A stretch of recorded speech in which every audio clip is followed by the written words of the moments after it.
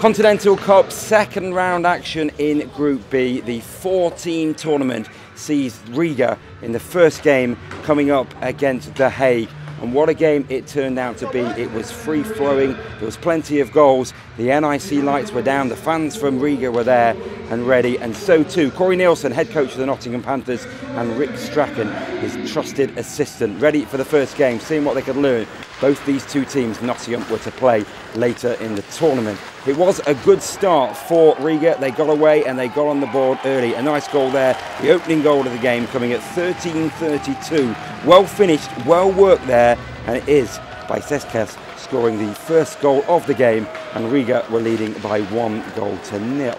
But don't count out the team from the Netherlands. They came back quite quickly and they levelled the game at 20:09. So the only goal of the first period went the way of Riga, and the early goal in the second period was scored there by number 6, Alexander Henry. But Riga came back, straight back they came, and they scored at 23:09. Recharge contrast with the goal, so that was 2-1. And then a turning point maybe in the game. There was a hit on the boards and it resulted in a bit of a scuffle. You'll see this. Now, who says European hockey doesn't get feisty? Thought the referees were going to penalise lots of things in these games, but this was close to a fight. Don't often see that in IIHF games, but what it did mean was Riga were to go on a 5-on-3 power play. They had 1:37 of that 5-on-3 power play, and I say a turning point because they scored again on this power play.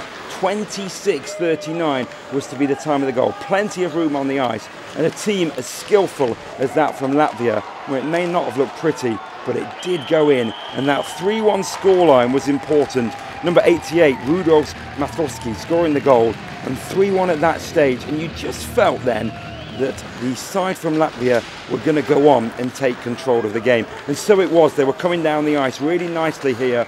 Good touching, good passing. It opened up in front of the net, and that was goal number 4, coming at 27:15, and it is Sarkanis with the goal.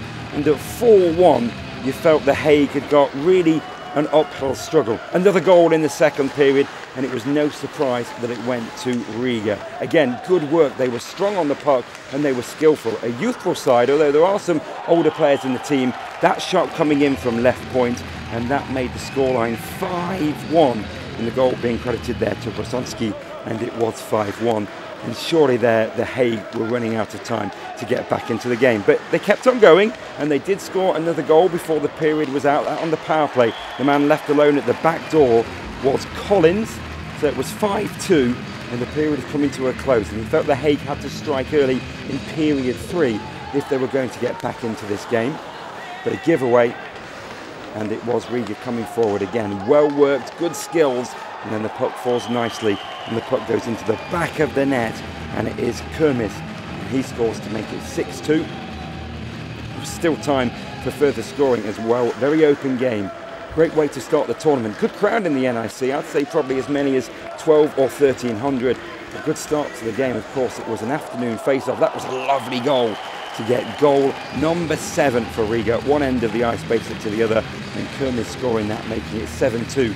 The Panthers fans applauding, really appreciating what they've seen. An open game, 2 skillful sides, and 2 teams that will be more than a match for the Panthers. A great stretch pass there for goal number 8. Again, a skillful finish, a clever finish. The man may have gone falling to the floor, but goal number 8 scored for Riga, and they led 8-2. And there was still, what, half the game, or should I say half the period to go.